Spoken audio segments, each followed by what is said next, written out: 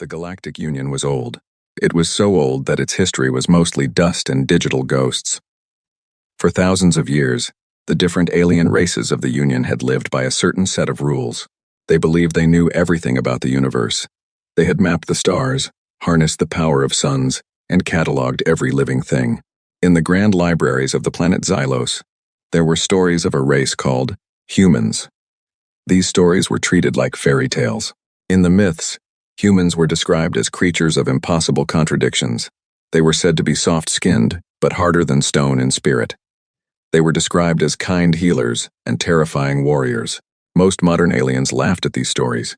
To them, humans were just monsters used to scare children into finishing their protein meals. High Chancellor Vrex sat in his floating chair, looking out over the capital city of the Union. He was a Thalaxian, a species with 4 eyes and skin like polished emerald. He was currently annoyed. A small mining colony on the edge of the void sector had gone silent. This happened sometimes with space pirates or solar flares, but this time felt different. "Chancellor?" a voice chirped. It was Kale, his young assistant. Kale looked worried. "The scanners in the void sector just picked up a massive energy signature. It's unlike anything in our database." "And?" Vrex waved a hand dismissively. "Probably a collapsing star, Kale. Don't be so dramatic. We are the masters of this galaxy. Nothing exists that we do not understand." "But sir," Kale persisted, his voice trembling, "the signature. It isn't natural. It's moving. And it's huge. It's bigger than our largest dreadnought." And Vrex paused. He turned his chair toward the holographic display. In the center of the dark void sector, a tiny white light was pulsing. It wasn't a star. It was a rhythmic signal, like a heartbeat. As they watched, the light grew. It wasn't just one ship. It was dozens. Then, hundreds. "Is it the Krell Empire?" Vrex asked, his voice losing its confidence. "Are those warmongers trying to start a border dispute?" "No, sir," Kale said, tapping frantically on his screen. "The ship designs don't match anything. They are blocky, heavy, and covered in thick metal armor. We use energy shields and sleek glass. These things, they look like they were built to be hit and keep moving. They look like flying fortresses." Suddenly, the communication console screamed. A signal was forcing its way through the Union's high-level encryption. This was supposed to be impossible. The Union's firewalls were the best in the galaxy. A face appeared on the giant screen in the command center. It wasn't a face Vrex recognized from any known planet. It was a creature with 2 eyes, a small nose, and skin that looked fragile. It had short, dark hair on its head. It wore a uniform of simple gray fabric with a patch on the shoulder, showing a blue planet, with a single moon. The creature spoke. The language was strange, but the Union's universal translator struggled to keep up. It sounded deep and resonant. "This is Admiral Sarah Chen of the United Earth Fleet," the figure said. Her expression was calm, but her eyes held a fire that made Vrex feel very small. "You have been harvesting resources from the Sol 2 system. You have ignored our automated warnings for 3 of your solar years. You have destroyed our research drones." Vrex found his voice. "I am High Chancellor Vrex. You are trespassing in Union space. We have no record of an Earth. You are a myth, a ghost story." The woman on the screen didn't blink. She didn't look angry. She looked disappointed. "We are not myths. We were simply waiting to see if you were peaceful. You are not. You are thieves. You have taken what belongs to us, and you have treated the galaxy like your playground while smaller civilizations suffered. You threaten us?" Vrex laughed, though his heart was racing. "We have 10,000 ships. We have weapons that can crack planets. We don't want to crack your planets," Admiral Chen said softly. "We want our home back, and we want justice for the colonies you crushed to build your luxury towers." She reached out and pressed a button off-screen. "Look at your sensors now, Chancellor." Vrex turned to the window. The sky above the capital planet was usually a beautiful purple, but now, the purple was disappearing. Dark shadows began to blot out the sun. Huge, mountain-sized shapes were dropping out of warp speed right above the atmosphere. They weren't just ships. They were massive slabs of steel and fire.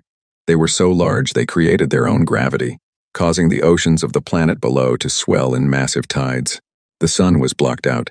In the middle of the day, the capital city was plunged into total darkness. Thousands of smaller ships, like angry hornets, swarmed around the massive carriers. Each one carried the same symbol, a blue marble and a white moon. They thought we were myths, Kale whispered, falling to his knees as he watched the sky turn into a wall of metal. But the myths have come home. Vrex realized then that the old stories were wrong about one thing. The stories said humans were contradictions. But looking at the Armada darkening his stars, Vrex realized they weren't contradictions at all. They were simply the most dangerous things in the universe because they remembered every insult, and they never, ever gave up. The Admiral's face appeared one last time. We are the humans. We are the Terrans. And we are here to collect the debt. The screen went black. The first explosions began to rock the city. The war of the myths had begun. The darkness over the capital planet, Xylos, was not natural. It was the shadow of millions of tons of human steel. For the citizens of the Galactic Union, the sun had always been a symbol of safety.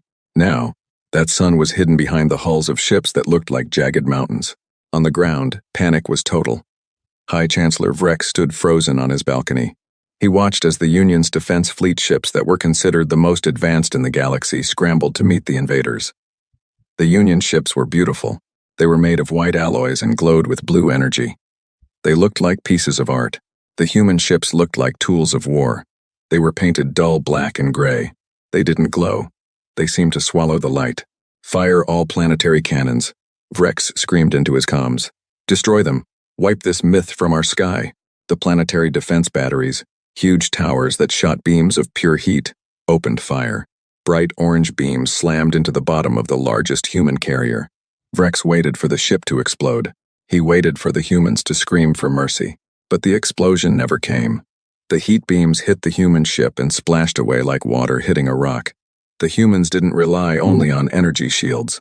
They had meters of solid, reinforced armor plating. They had built their ships to survive the heat of stars. From the human carrier, a single hatch opened. A missile the size of a skyscraper drifted out. It didn't use lasers. It was a kinetic slug, a massive piece of heavy metal accelerated to incredible speeds. It hit the main defense tower on the planet's surface. There was no flash of light, only a sound that shook the very foundations of the world. The tower didn't just break.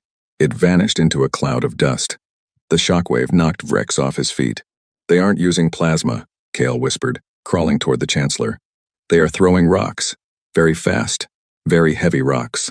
Our shields are designed to stop light and heat, not physical objects with that much mass. In the space above the planet, the battle was a slaughter.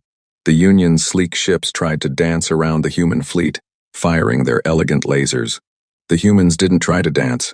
They simply moved forward in a straight line, firing thousands of metal projectiles and explosive shells. A Union cruiser, the Starseeker, tried to ram a human destroyer. In Union history, ramming was a final, noble sacrifice. But when the Starseeker hit the human ship, the Union ship crumpled like thin foil. The human ship barely felt the impact. It simply turned its heavy turrets and shredded the cruiser with a hail of fire. Inside the human flagship, the UES Valkyrie, Admiral Sarah Chen stood in the center of a bridge that was quiet and professional. There were no flashing lights or dramatic music. There were just men and women at screens, speaking in low voices. The Union's secondary line is breaking, Admiral, a tactical officer reported. They are attempting to retreat to the inner moon bases. Don't let them, Chen said. Her voice was cold. Target their engines. We aren't here to destroy their people, but we are here to dismantle their power. Disable the ships, but let the escape pods go. Why let them live, Admiral? The officer asked. They wiped out our mining outposts without a word of warning. Chen looked at the massive holographic map of the galaxy. Because we want them to tell the rest of the Union what happened here. Fear is a better weapon than fire. If we kill them all, we are just monsters. If we let them go, we are a nightmare they can never forget. Down on Xylos, the atmosphere was changing. The human ships began to drop pods. These were small, armored capsules that fell through the sky like shooting stars. Thousands of them rained down on the capital city. They crashed into the plazas, the parks, and the rooftops of the government buildings. The doors of the pods hissed open. Out stepped the human soldiers. To the Thalaxians and the other alien races, these soldiers looked like demons. They were encased in thick, motorized power armor. They carried rifles that made a thumping sound that echoed through the streets. One pod landed directly in front of the Chancellor's palace. A squad of 5 humans stepped out. They didn't run. They walked with a heavy, Rhythmic thump, thump, thump. Vrex's elite guards, tall aliens with 4 arms and energy blades, charged at the humans. The guards were fast and highly trained, but the humans didn't move to dodge. They raised their rifles and fired. The sound was like thunder. The guards were knocked back by the sheer force of the bullets. Their energy blades flickered and died as they hit the thick plates of the human armor. One human reached out with a metal glove and grabbed the lead guard by the throat. With one hand, the human lifted the alien off the ground. "Where is the High Chancellor?" The human's voice came through a metallic speaker. It was a woman's voice, but it sounded like grinding gravel. The guard pointed a shaking finger toward the high balcony. The human tossed the guard aside as if he weighed nothing. "Command, this is Squad Leader Miller," the soldier said into her helmet. "We have eyes on the target. The palace is ours. The gods of this galaxy are hiding in their rooms." Vrex watched from above, his 4 eyes wide with terror. He had spent his whole life believing that his race was the peak of evolution. He thought the Union was invincible. He looked at the human soldiers below and saw something he had never seen in any alien race: a total lack of doubt. They weren't fighting for fun. They weren't fighting for glory. They were fighting like a machine that had been turned on to perform a task. Suddenly, the sky above the city turned bright white. A massive Union reinforcement fleet had arrived from the nearby star systems. Thousands of ships appeared in a flash of light. For a moment, Vrex felt a spark of hope. "Yes," he shouted. "The Grand Armada is here. Now the humans will see what true power looks like." But Admiral Chen, watching from the Valkyrie, only smiled a small, grim smile. "They brought more targets," she said. "Tell the 2nd Division to initiate the Wall of Fire maneuver. Let's show them why the myths were better left in the books." The human fleet began to shift. The massive ships moved together, locking their shields and overlapping their weapon ranges. They formed a solid wall of metal between the planet and the new Union fleet. The Union ships fired everything they had. The sky became a web of colorful lasers and energy pulses. The human wall of fire absorbed the hits. Then, the humans fired back. It wasn't a battle. It was a harvest. The human railguns sent slugs of tungsten through the Union ships, passing through one side and out the other. Ships exploded in silent bursts of orange and white. The debris began to fall like burning snow onto the city of Xylos. Vrex watched his Grand Armada turn into scrap metal in less than an hour. He realized then that the Union hadn't just made a mistake. They had woken up a predator that had been evolving in the dark for a long, long time.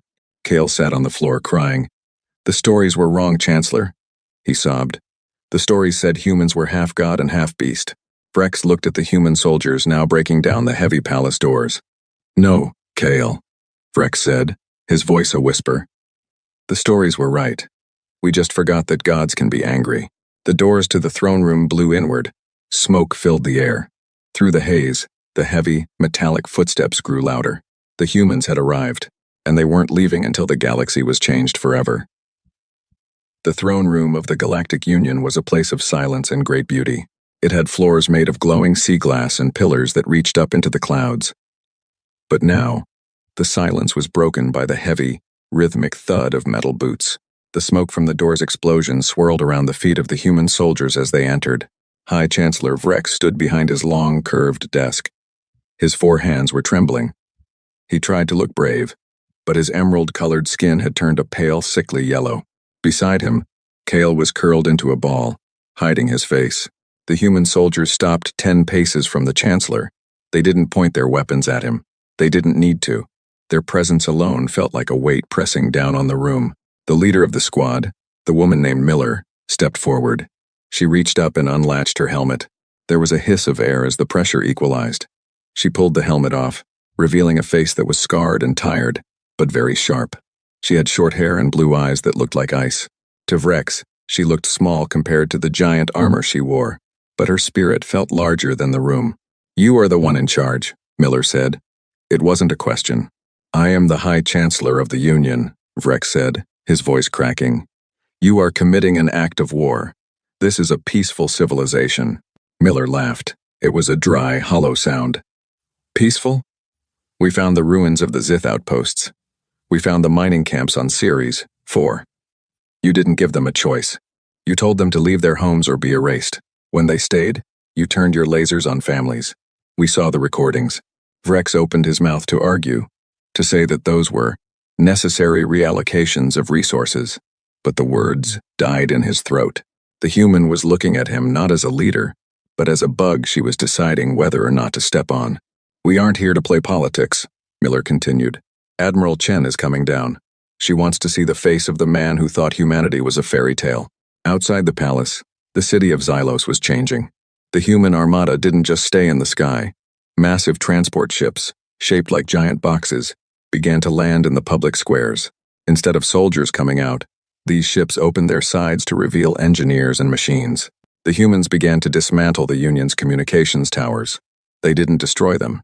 They took them apart and replaced them with their own technology. They were taking control of the net, the galaxy-wide information system.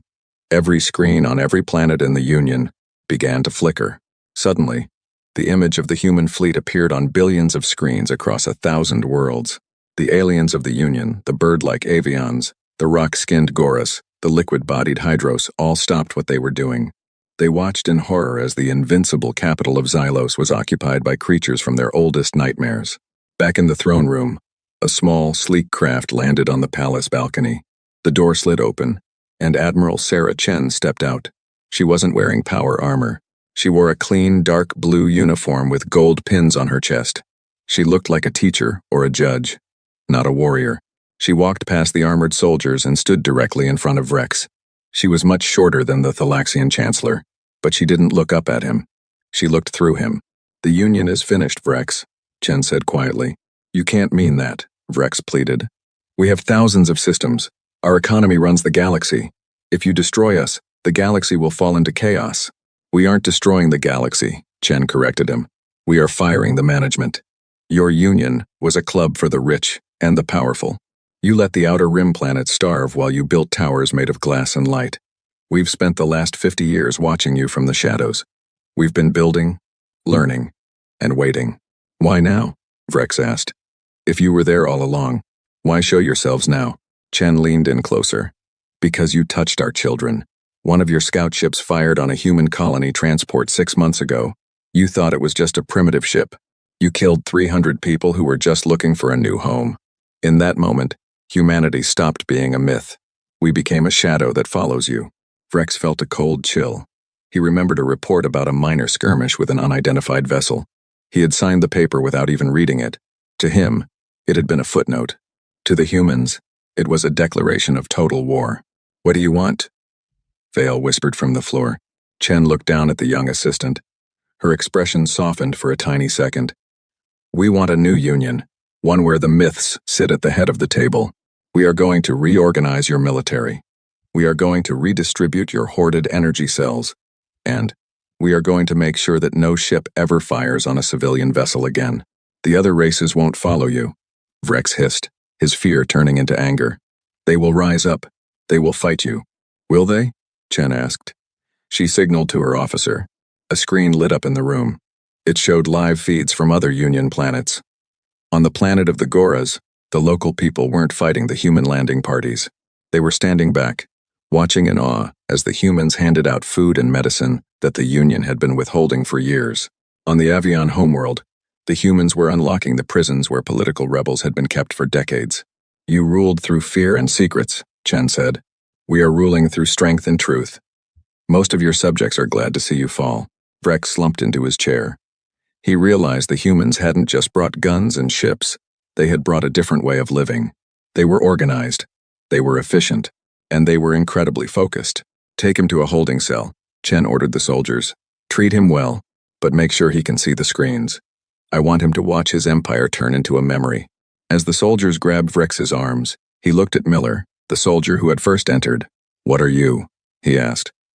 "How can a race be so cruel and so kind at the same time?" Miller put her helmet back on. Her voice became metallic and cold again. "We are humans," she said. "We are the best friends you could ever have, and the worst enemies you could ever imagine. You just picked the wrong side." The soldiers led Rex away. As he walked through his own palace, he saw human engineers already painting over the Union symbols. They were replacing the gold stars with the simple blue marble of Earth. The Armada hadn't just darkened the stars. It had brought a new sun. The age of the Union was over. The age of man had begun, and it was moving faster than any of them could have dreamed. Admiral Chen stood on the balcony, looking out over the burning horizon. She knew the hard part was just beginning. There were still loyalist fleets in the deep space, and there were still ancient secrets hidden in the Union's vaults. But as she watched her ships patrol the sky, she knew one thing for certain. Humanity was never going back into the storybooks. They were here to stay. The transition of power on Xylos was not loud. It was the sound of a billion machines working in perfect harmony. While the Union had relied on thousands of servants and slow bureaucracies, the humans operated with a terrifying speed.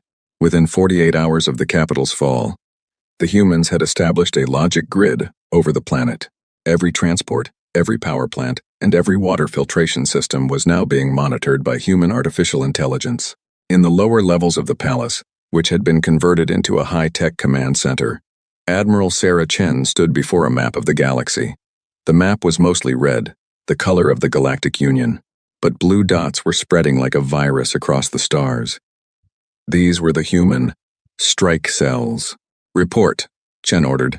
General Marcus Thorne, a man whose face looked like it was carved from granite, stepped forward. "The Union's mid-rim fleet is refusing to surrender, Admiral. They've gathered near the Oros Nebula. They have about 5,000 ships, mostly heavy carriers. They think the nebula's gas will mess with our targeting sensors." Chen looked at the nebula on the map. It was a beautiful cloud of glowing purple and pink gas. "They are still thinking like old sailors," she remarked. "They think if they hide in the fog, we can't find them." "Have the Pathfinder units arrived?" "Yes, Admiral. They are in position," Thorne replied. "Then give them the order. We don't have time for a long siege. We need to show the rest of the systems that there is nowhere to hide."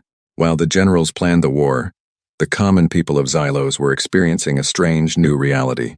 For the first time in centuries, the lower tiers of the city where the poor lived in the shadows of the luxury towers had power and light. Human engineers had bypassed the Union's paywalls for basic utilities. A young human soldier named Private Leo Rossi was stationed at a food distribution center in one of these lower districts. He was surrounded by a crowd of small, furry aliens called skulks. They were timid creatures who had spent generations as janitors for the Thalaxians. Leo held out a crate of nutrient bars. "Here, take them.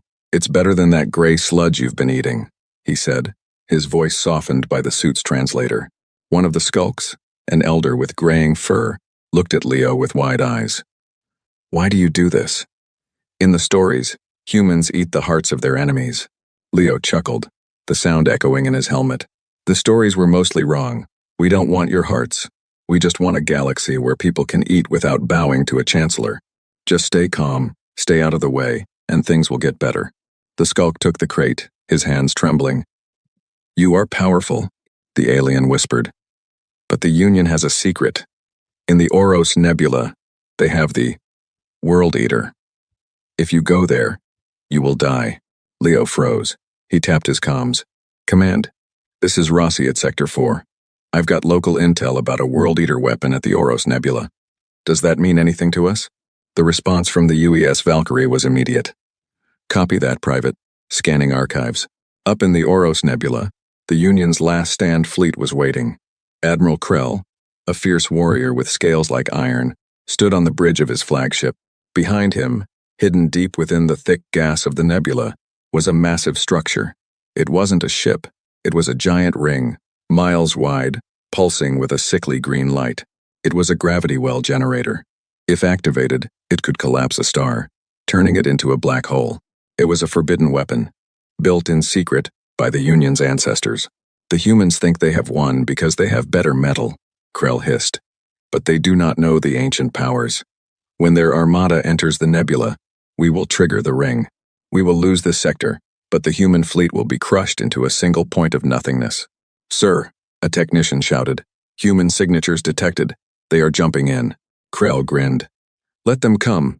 Activate the World Eater." The massive ring began to spin. The space around it started to warp and moan. The purple gas of the nebula was sucked into the center of the ring like water down a drain. It was a terrifying sight, a man-made hunger that could swallow worlds. But the human fleet didn't jump in close. Only one ship appeared. It was small, no larger than a scout vessel. It sat at the very edge of the nebula, watching. "One ship?" Krell frowned. "What are they doing?" On the human scout ship, a pilot calmly entered a series of codes. "Target locked. sending the signal. Back on the UES Valkyrie, Admiral Chen watched the data. They've activated a gravity weapon. How primitive. They're trying to use a hammer when they need a needle. General Thorne, deploy the singularity stabilizers. From the human armada, which was still light years away, a massive beam of blue energy was fired. It wasn't a weapon of destruction. It was a beam of pure information and counter-gravity. It traveled through subspace, moving faster than light. The beam hit the spinning World Eater ring. In an instant, the green light turned blue. The ring, which had been spinning faster and faster, suddenly slowed down. The gravity well didn't collapse the star. Instead, the energy was pushed back into the ring itself. What is happening? Krell screamed as his ship began to vibrate. Why won't it fire? The humans. They've hacked the physics. The technician wailed. They aren't fighting the weapon. They're changing the rules of the energy. The ring began to glow with an intense heat. With a silent flash that blinded every sensor in the nebula, the World Eater didn't explode. It simply folded in on itself and vanished into a different dimension, taking the Union's secret weapon with it. The nebula was suddenly quiet. The Union fleet sat in the dark, their greatest weapon gone without a single shot being fired. Then, the stars seemed to blink. 500 human dreadnoughts dropped out of warp, surrounding Krell's fleet. They didn't fire. They simply sat there, their massive guns pointed at the Union ships. Admiral Chen's voice came over the Union's emergency frequency. Admiral Krell, your World Eater has been moved to a safe location for study. You have exactly 1 minute to shut down your engines and prepare for boarding. If you resist, we will not use gravity. We will use the metal of our ships to erase yours. Krell looked at the sensors. His fleet was paralyzed. His men were terrified. He looked out the window at the black hulls of the human ships. They looked like the very shadows of death. Lower the shields, Krell said, his voice broken. The myths are not just warriors. They are masters of the universe itself. The Battle of Oros Nebula was over in minutes. It was the last major resistance of the Union military. When the news reached the other systems that the humans had simply turned off, the Union's ultimate weapon, the remaining sectors surrendered one by one. On Xylos, Vrex watched the footage of the nebula from his cell. He saw the human ships, cold and efficient, moving through the purple gas. He realized then that the Union had never stood a chance. They had been playing with fire, while the humans had learned how to control the sun. Part 4 ended not with a bang, but with a quiet realization. The humans weren't just here to take over. They were here to rewrite the destiny of the galaxy. And as the human flags were raised on 1,000 worlds, the people of the galaxy began to wonder, what would a world ruled by humans actually look like? They were about to find out. The transition from the old Galactic Union to the new human-led order was faster than anyone had predicted. While the former leaders expected years of bloody civil war and chaos, the humans brought something far more effective: organization. On the capital planet of Xylos, the atmosphere had shifted from one of terror to a strange, quiet curiosity. The humans did not come as looters or kings. They came as managers of a broken system. Admiral Sarah Chen stood in the center of the Great Hall, which had once been the seat of Union power. Now, it was filled with holographic maps of logistics routes, food supply chains, and energy grids. She was looking at a specific sector of the galaxy that had been neglected for centuries, the Outer Rim. Under the Union, these planets were treated as trash heaps. Under the humans, they were the first priority. The Union's wealth was built on a simple lie, Chen said to her staff. They told the people that resources were scarce so they could keep the prices high. But the math doesn't lie. With our technology, R equals S times E divided by P, where the total resource availability is the product of supply and energy, efficiency divided by the population's basic needs. If we optimize the energy efficiency E, there is enough for everyone to live like a high. Chancellor, General Thorne entered the hall, his boots clicking on the polished floor. Admiral, the last of the local governors has signed the treaty. They didn't even argue. Once they saw the medical ships landing in their slums, they threw their Union badges in the dirt. But we have a new problem. It's not about the war, it's about the peace. The problem Thorne referred to was the Great Integration. The human fleet had brought with them Millions of civilians, teachers, doctors, engineers, and farmers. These weren't soldiers in power armor. They were regular people with families. They were moving into the cities, opening shops, and teaching the alien races how to use human technology.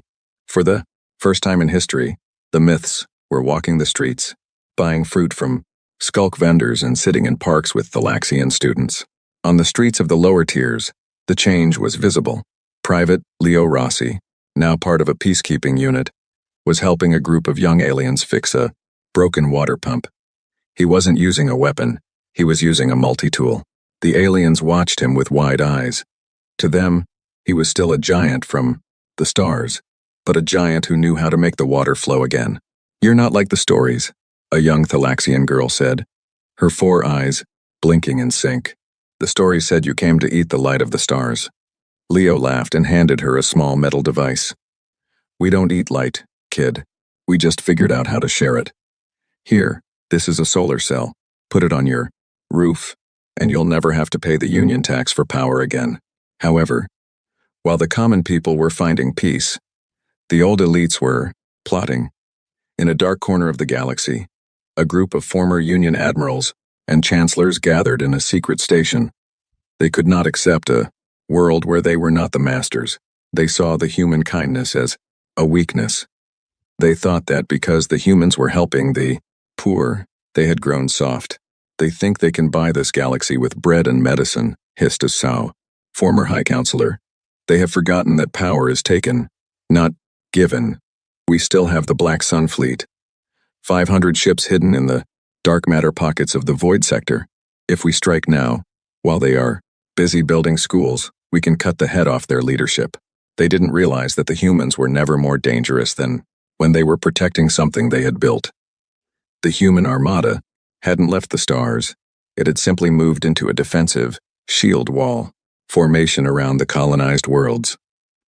The human sensors, far more advanced than anything the Union ever possessed, were already tracking the heat signatures of the hidden Black Sun fleet.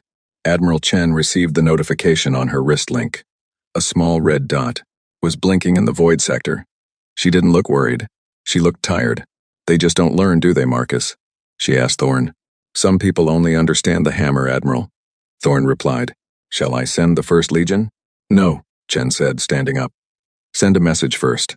Tell them we know exactly where they are. Tell them that if they fire a single shot, we won't just defeat them. We will erase their names from the history books. We will show them that the myths aren't just about heroes. They are also about the monsters that come for those who break the peace." The message was sent across all frequencies. It wasn't a secret.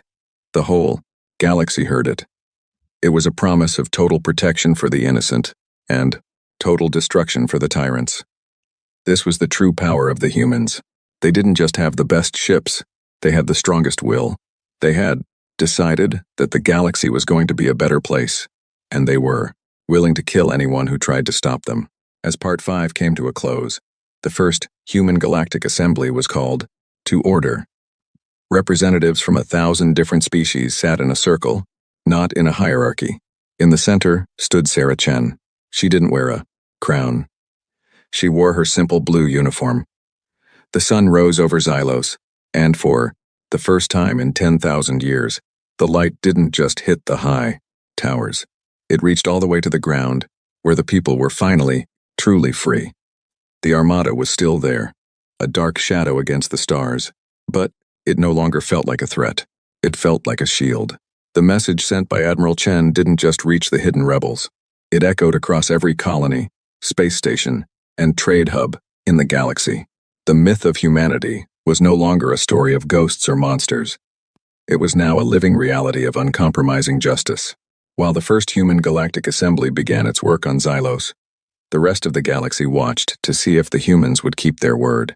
In the Void sector, the Black Sun fleet, the last remnants of the Union's military elite, faced a choice.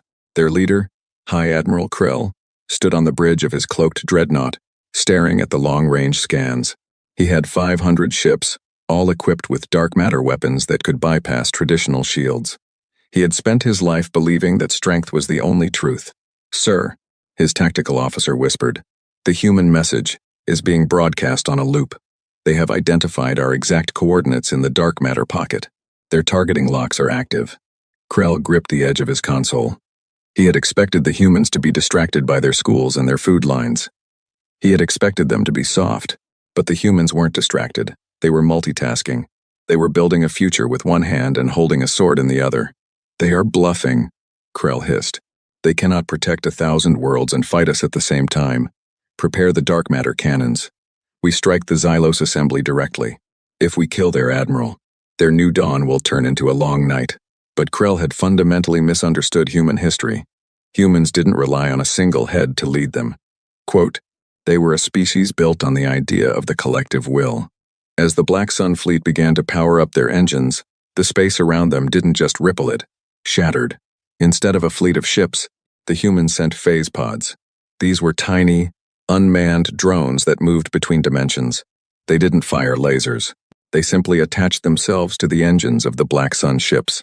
In an instant, the dark matter engines, the pride of the Union's secret research, were neutralized. Our power is gone, the technician wailed. They didn't even fire a shot. They just turned us off. The human armada didn't appear as a wall of fire this time. They appeared as a circle of silence. 3 human dreadnoughts dropped out of warp, their massive hulls dwarfing Krell's flagship. A single communication channel opened. It wasn't Admiral Chen this time. It was General Thorn. Admiral Krell, Thorn's voice was like grinding stone. You were given a choice. You chose the hammer. Now, you get the anvil. Thorn didn't order a boarding party. He didn't order an execution. He ordered the deconstruction. Human repair drones, usually used for building stations, swarmed the Black Sun fleet. They began to literally take the ships apart while the crews were still inside. It was a terrifying display of technical superiority. The humans weren't treating this as a battle. They were treating it as a salvage operation. We are not warriors to them, Krell realized as he watched his ship's outer plating being peeled away by robotic arms. We are just old machines that need to be recycled. Back on Xylos, the assembly was making history. Representatives from the Skulks, the Avions, and even the rock-skinned Goras were speaking for the first time. They weren't asking for permission. They were discussing the Galactic Bill of Rights that the humans had drafted. Admiral Chen sat in the back of the room, watching the aliens debate. She looked at the young Thalaxian assistant, Kale, who had once served High Chancellor Vrex. Kale was now working as a translator for the smaller species. Do you think they will ever stop being afraid of us? Chen asked him quietly.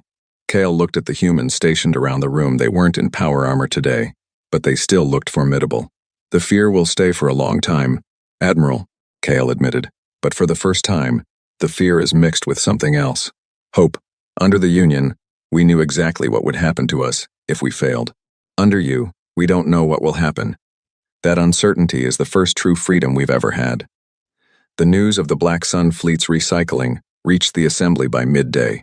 It served as a final punctuation mark on the old era. The myths were not just here to stay. They were here to ensure that no one ever lived in the shadows again. As the sun began to set on the first day of the new government, a human transport ship landed in the palace gardens. It didn't carry soldiers. It carried seeds. Thousands of different types of plants from Earth, carefully shielded to grow in the soil of Xylos. It was a symbolic gesture, but a powerful one. We aren't just changing your laws, Chen said as she stood before the assembly to close the session. We are changing the very ground you walk on. We are going to turn this galaxy into a garden, and as long as you respect the peace, you are welcome to walk in it with us. Part 6 ended with the first human trees being planted in the emerald soil of the capital. The Armada still darkened the stars above, but to the people below, those ships no longer looked like predators. They looked like the walls of a home they were finally allowed to live in. The age of myths had ended, and the age of the citizen had begun. The planting of the Earth seeds on Xylos was a symbol that the galaxy had fundamentally changed. But while the capital celebrated, the Great Integration faced its most difficult challenge, the deep space infrastructure. For thousands of years, the Union had built its economy on a complex web of toll gates, massive space stations that charged smaller species for the right to travel between stars. Admiral Sarah Chen stood on the observation deck of the UES Valkyrie, looking at a holographic map of the trade routes.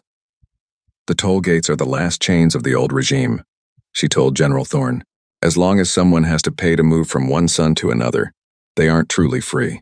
The gatekeepers are resisting, Admiral, Thorne reported. These are independent guilds that grew fat under the Union's corruption. They've locked the gates and are threatening to blow them up, which would collapse the local wormholes for decades. Chen didn't hesitate. They think they hold the keys to the galaxy. They've forgotten that humans didn't use gates to find this place. We used engines. In a move that surprised the entire Galactic Assembly, humanity did not attack the gates. Instead, they revealed a technology they had kept secret during the initial invasion, the slipstream drive. While the Union relied on fixed points in space to travel, human ships could now create their own paths anywhere. Within a week, the human fleet began distributing slipstream modules to the merchant ships of the Skulks, the Avions, and the Goras. The toll gates became useless overnight. The guilds, once the most powerful economic force in the galaxy, watched from their silent stations as thousands of ships simply bypassed them, flying through the void as if the gates didn't exist. On Xylos, the mood was shifting from cautious hope to genuine wonder. Private Leo Rossi found himself in a local market, but he wasn't there to patrol. He was there to eat. He sat at a table with a group of Goras beings who looked like living boulders and shared a meal of earth-grown potatoes and local blue grain. "You gave us the drives for free," one of the Goras grunted, his voice sounding like rocks rubbing together. "Why? The Union would have charged us a century of labor for that technology." Leo shrugged, his human face showing a simple smile. "My people have a saying, a rising tide lifts all boats. If you guys can trade faster and grow stronger, the whole galaxy gets safer. We don't want to be your masters, we want to be your neighbors." However, the old dawn wasn't completely finished.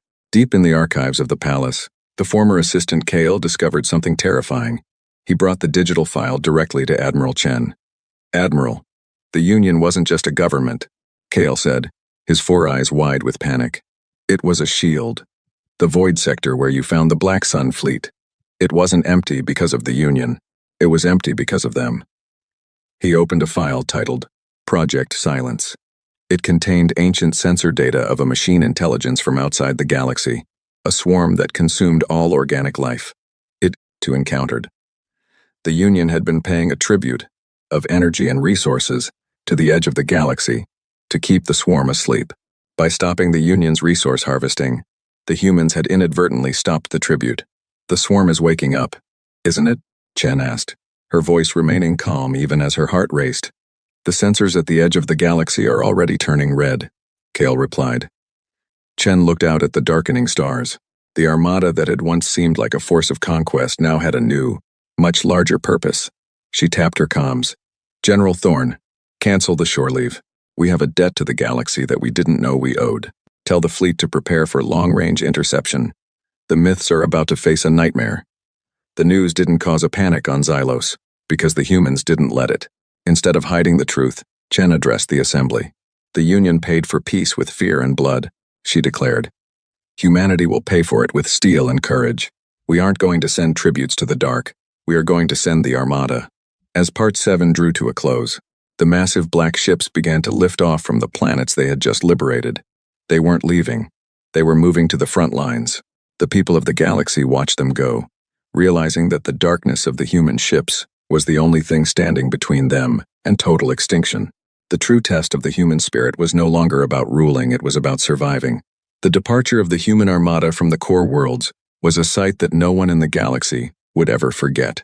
Thousands of ships, ranging from small scouts to the mountain-sized dreadnoughts, ignited their engines and accelerated toward the edge of the galaxy. They were heading for the void sector, the place where the ancient swarm was beginning to stir. Admiral Sarah Chen sat in her command chair on the U.S. Valkyrie. The ship was vibrating as it pushed through the fabric of space using the slipstream drive. "Status report on the swarm," she commanded. General Thorne tapped his holographic screen. "It's worse than the Union's Project Silence files suggested. The swarm isn't just machines. It's a biological mechanical hybrid that replicates by consuming entire asteroid belts. They've sensed that the energy tributes have stopped, and they are moving toward the nearest colony, Oros 9, to feed."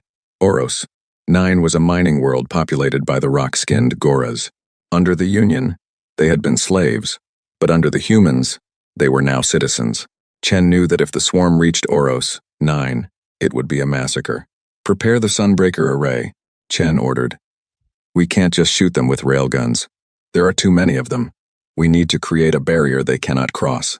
The Sunbreaker array was a experimental human technology that could focus the energy of a nearby star into a solid wall of plasma. It was dangerous and had never been tested in combat. But the humans were a race that thrived on calculated risks. As the human fleet arrived at the edge of the Oros system, they saw the swarm. It looked like a silver cloud that stretched across millions of miles of space. It hummed with a sound that could be felt through the hulls of the ships, a hungry, buzzing noise that sounded like the end of the world. "All ships, form the Aegis pattern," Thorne shouted over the fleet-wide comms. The human ships moved with a precision that the old Union admirals would have found impossible. They locked their shields together, creating a massive glowing dome over the planet Oros, 9. The first wave of the swarm hit the shields like a physical storm. Millions of tiny, metallic creatures slammed into the energy barriers, exploding into sparks. But the swarm was endless. For every million destroyed, 10 million more took their place. The human shields began to flicker. "Admiral, the heat levels are critical," an officer yelled. "The Aegis won't hold." "Hold the line," Chen commanded, her voice steady. "We are humans. We don't break. We endure." Down on the surface of Oros, 9, the Goras watched the sky. Usually when a threat came, the Union would have abandoned them. But the humans stayed. They saw the black ships of the Armada burning red as they absorbed the friction of the swarm's attack. Suddenly the human carriers opened their main bays. Instead of fighters, they launched gravity anchors. These devices pulled the swarm into tight clusters, dragging the silver creatures into the path of the Sunbreaker array. "Fire," Chen said quietly. A beam of pure white light shot from the human array, drawing energy directly from the Oros sun. It hit the center of the swarm, vaporizing billions of units in a fraction of a second. The silver cloud shrieked as it was burned away, the light turning the dark void sector into a temporary second sun. The swarm, which had been an unstoppable force for eons, hesitated. It had never encountered a species that fought with such coordinated ferocity. It began to pull back, retreating into the deep dark beyond the galaxy's edge. The humans didn't chase them.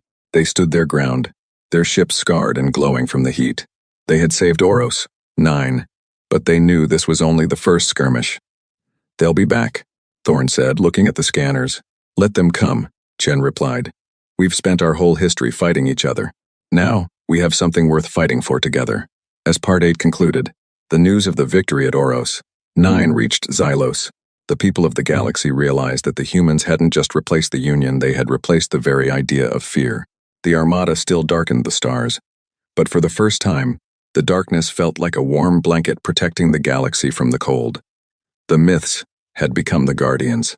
The victory at Oros, 9 was not the end of the war, but it was the birth of a new galaxy. The ancient swarm had been pushed back into the dark, and for the first time in history, the different races of the stars were not united by the chains of the Union, but by a shared sense of survival. The myths had proven they were more than just warriors. They were the shield that the galaxy had never known it needed. Admiral Sarah Chen stood on the observation deck of the UES Valkyrie as it returned to Xylos. Her ship was battered, its black hull covered in the scars of plasma fire and swarm impacts, but it flew with a pride that was infectious. Beside her stood Kale, the former Union assistant who had become a vital link between the humans and the alien assembly. "The swarm will return one day," Kale said, looking at the stars that were no longer shadowed by the threat of extinction. "But I don't think the galaxy will be afraid anymore." Chen nodded. "Kale, fear is what happens when you face the dark alone. We aren't alone anymore." Back on the capital planet, a massive celebration was underway, but it wasn't a military parade. It was a festival of cultures. The Skulks, the Avions, the Goras, and the humans were sharing food, music, and stories. The Armada still sat in high orbit, its massive presence a constant reminder of the strength humanity provided. But the citizens below no longer looked up with trembling hearts. They looked up and saw the guardians of their peace. High Chancellor Vrex, still in his comfortable but secure holding cell, watched the festivities on a monitor. He saw Private Leo Rossi laughing as he danced a clumsy traditional dance with a group of skulks. He saw the technology he had hoarded being used to heal sick children in the lower tiers. He realized then that his union had failed because it was built on taking, while the humans were building something that would last because it was built on giving. They are a strange race, Brex whispered to himself. They have the power to destroy everything, yet they choose to fix a broken water pump. In the Great Hall of the Assembly, Admiral Chen walked to the podium to deliver her final address of the campaign. She didn't talk about the ships she had destroyed or the battles she had won. She spoke about the trees that were now growing in the emerald soil of Xylos. Humanity came to these stars as a myth, Chen began, her voice broadcasting to every corner of the known universe. We were the monsters in your stories and the ghosts in your history, but today we are something else. We are your neighbors, your partners, and your friends. The Armada will stay in the sky, not to rule you, but to ensure that the sun always rises on your worlds. She looked at the diverse crowd, hundreds of species, once divided by greed and fear, now sitting together. The age of myths is over. The age of the galaxy has begun. As she finished, the entire assembly rose to their feet. There was no cheering at first, only a deep, resonant silence of respect that moved through the hall like a wave. Then, a single Gora stood up and struck his chest in a salute, followed by an avion and then a skulk. The story of the humans who came from the dark to bring the light was no longer a myth. It was the first chapter of a new history. The Armada had indeed darkened the stars, but only so that the people of the galaxy could finally see how bright they could shine together. As the Valkyrie settled into its permanent docking bay, the new dawn was no longer a promise. It was a reality. Humanity had found its place among the stars, not as kings, but as the brothers and sisters of every living thing that looked up and dreamed. The myth was real, and it was beautiful.